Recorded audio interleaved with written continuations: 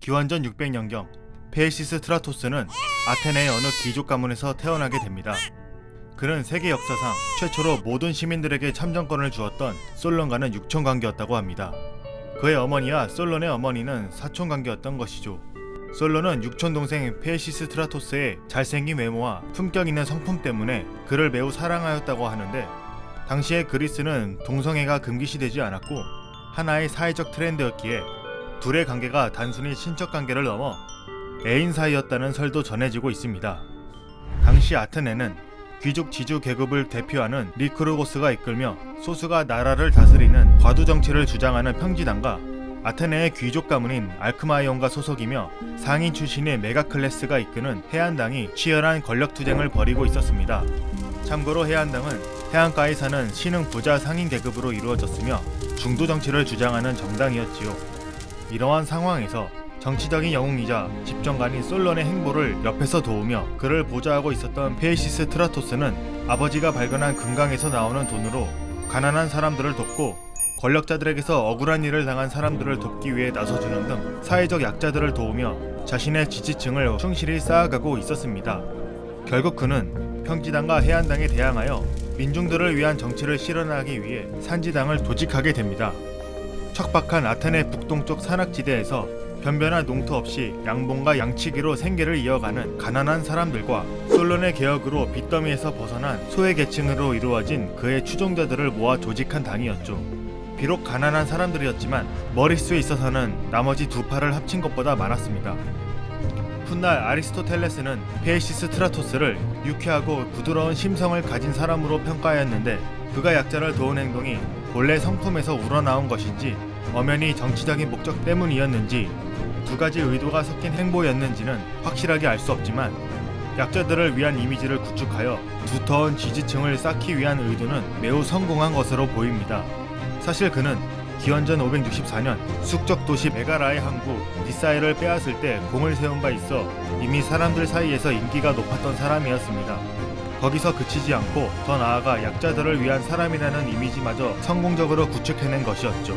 그가 보좌하던 솔론이 정계에서 물러나 10년간의 해외여행을 떠나게 되자 아테네는 참고 있던 분통을 터뜨리듯 귀족계급, 상인계급, 빈민계급으로 이루어진 모든 계층의 불만이 터져나오게 되었고, 결국 아테네 사회는 큰 혼란에 빠지고 맙니다. 시간이 흘러 10년간의 여행을 마치고 온 솔론의 눈앞에 펼쳐진 광경은 또다시 평지당과 해안당, 산지당으로 나뉘어 계속되었던 치열한 정치적 갈등이었고, 아테네의 상황에 큰 안타까움을 느낀 솔론은 각 당의 수장들을 만나 중재에 나서게 됩니다.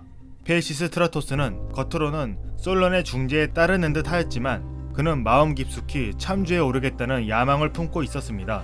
그것을 눈치챈 솔론은 경고와 견제에 들어갔지만 10년간의 공백기가 있던 것과는 달리 페이시스트라토스는 이미 자신의 정치적 야심을 이루는데 큰 힘이 될 유능한 동료들이 있었고, 그 뒤를 민중파들이 굳건히 지지하고 있었습니다. 더 나아가 페이시스트라토스 본인마저 여론을 선동하고 자신의 이미지를 관리하는데 탁월한 능력이 있는 능력자였지요. 그러던 어느 날 그는 칼로 일부러 자신의 몸과 노새에게 상처를 입히고는 정적들이 자기를 죽이려 한다며 미네에 나가 자신을 지켜줄 호위대를 갖는 것을 허락해달라고 간청하게 됩니다. 솔론의 개혁으로 하층민도 미네에 참여할 수 있었으므로 결국 그는 지지층들의 인기를 기반으로 호위대 조직을 허락받게 됩니다. 그리고 얼마 지나지 않아 페이시스트라토스와 강목으로 무장한 50명의 호위대는 거침없이 폭력을 휘두르며 무력으로 아테네의 상징이자 중심지인 아크로폴리스를 점령하였고, 결국 기원전 561년 페이시스트라토스는 드디어 참주에 등극하게 됩니다. 당시 솔론은 홀로 무장하여 페이시스트라토스와 그의 호위대의 행포를 막아서며 시민들에게 자유를 지키려면 정신을 차리고 힘을 합쳐달라고 호소했지만 아무도 나서지 않았고, 해안당과 평지당마저 폭력이 두려워 침묵하게 됩니다.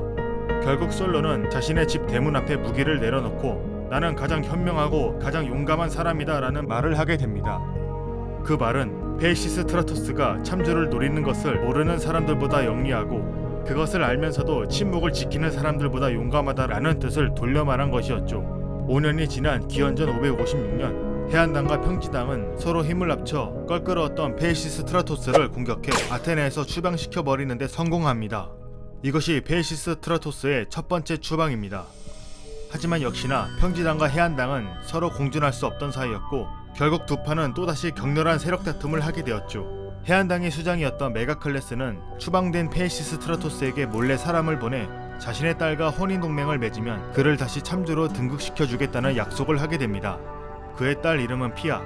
그녀는 키가 170cm가 넘었는데 당시 남자들의 평균 키가 160cm 정도였던 것을 비교하면 엄청난 장신의 미모를 갖춘 여성이었습니다.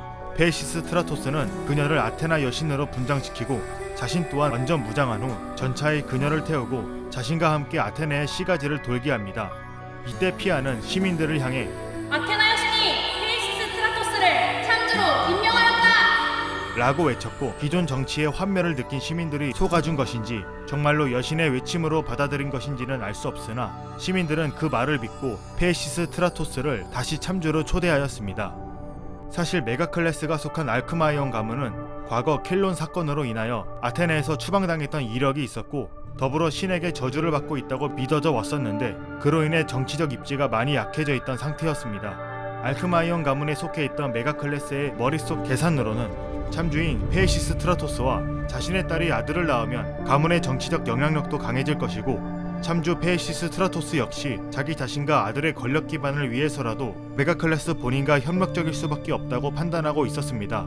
하지만 페이시스 트라토스는 알크마이온 가문의 똘마니로 매이고 싶지 않았기에 메가클레스의 딸이자 아내인 피아와의 동침을 거부하거나 자식을 갖지 않기 위해 비정상적인 관계로 부부 생활을 이어가고 있었습니다.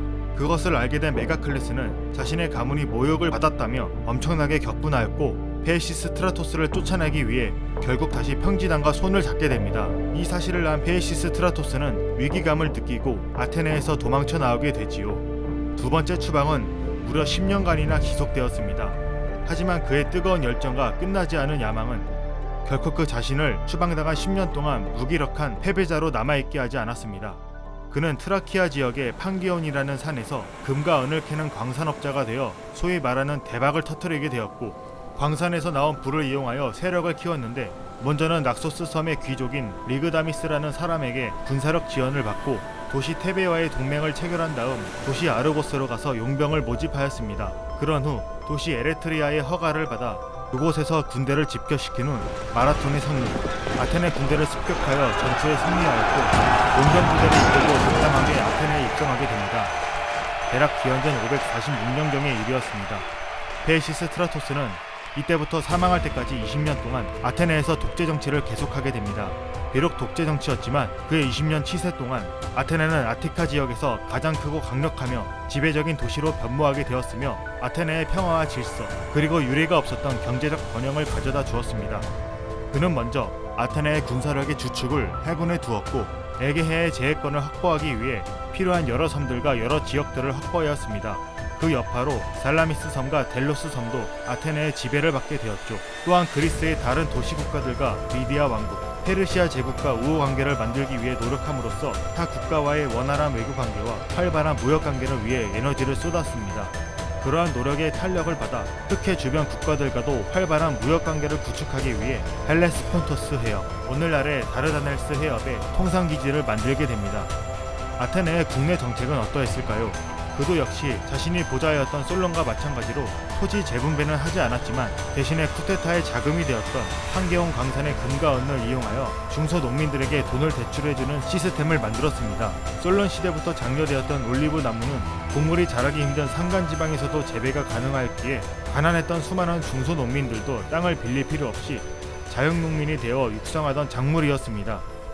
나무가 자라 열매를 얻어 수익을 얻기까지의 생육기간이 필요했으니 그 기간을 따져 투자기간에는 저이자 또는 무이자로 대출해 주어 중소농민들이 고리로 돈을 빌릴 이유가 없어졌고 그나마 가지고 있던 토지가 압류되거나 헐값에 팔아넘겨야 될 일 또한 사라지게 됩니다. 또한 페이시스 트라토스는 식량을 목적으로 수입하는 곡물의 가격을 낮게 유지하여 곡물을 자급자족하지 않아도 올리브를 재배하는 시민들의 생활 수준이 자연스럽게 향상될 수 있도록 하였습니다. 그 여파 중 하나로 적색이나 흑색을 주로 한 그림이 그려진 올리브유를 담는 암포라라는 도자기가 다른 모든 도시들을 제치고 지중해 세계 고급 도자기 시장을 독점하는 시대가 시작되게 됩니다. 그리하여 페이시스 트라토스는 올리브유와 도자기 수출, 곡물의 수입을 위해 지금의 프랑스 남부의 도시들과 이탈리아 땅의 도시들, 흑해 주변 도시들과 교역로를 개설하여 활발한 교역이 이루어지게 하였습니다. 법적인 개혁에 있어서는 순회 법원을 설치하고 운영하여 지역 귀족들에 의해 발생하고 있었던 불공정한 재판을 방지하여 힘없는 시민들 또한 공정한 재판을 받을 수 있도록 하였지요.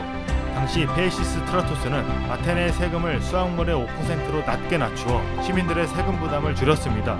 그럼에도 불구하고 늘어나는 토지의 경작과 생산량 증가로 오히려 전체적인 조세 수입은 늘어나게 되었습니다. 더 나아가 아테네 남쪽에 위치한 라우리온 지역의 은강을 개발하여 국가 재정에 큰 도움이 되게 하였습니다.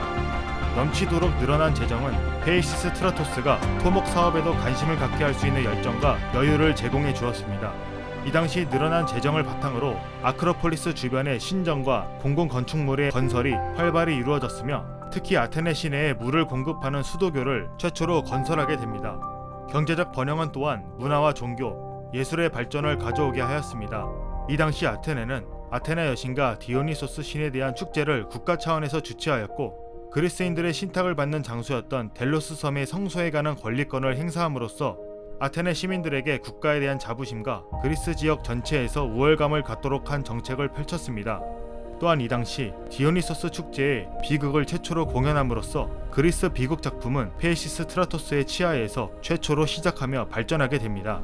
그 후 비극 작품은 세월이 흘러 고대 민주주의의 아테네가 군국주의 국가 스파르타에게 주도권을 빼앗김으로써 민주주의 시대가 막을 내림과 동시에 자치를 감추었다가 약 2000년이 지난 아주 먼 훗날 해가 지지 않던 대영 제국 시대가 열리고 의회 민주주의가 활발하게 태동하던 영국의 엘리자베스 1세 여왕 시대에 이르러서야 대문호 셰익스피어를 중심으로 다시 부활하게 되지요. 다시 고대 아테네로 돌아가 페이시스트라토스는 그리스 세계에서 최초로 공공도서관을 설립하게 하여 여러 시인들과 문학가들의 작품을 필사하여 보관하게 하였는데 바로 이때 그 유명한 호메로스의 일리아드와 오디세이의 필사본도 만들어지게 됩니다.